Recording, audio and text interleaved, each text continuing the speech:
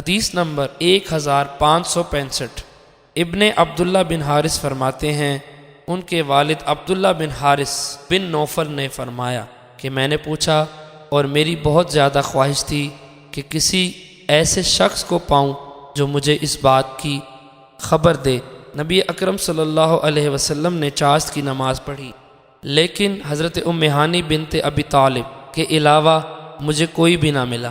حضرت ام ہانی رضی اللہ عنہا نے مجھے بتایا فتح مکہ کے دن نبی اکرم صلی اللہ علیہ وسلم سورج بلند ہونے کے بعد تشریف لائیں اور کپڑا لا کر پردہ کیا، پھر آپ نے غسل فرمایا، اس کے بعد کھڑے ہوئے اور 8 رکعت پڑھی۔ مجھے معلوم نہیں اس میں قیام فرمایا تھا یا رکوع یا سجدہ یا تمام ارکان برابر برابر تھے۔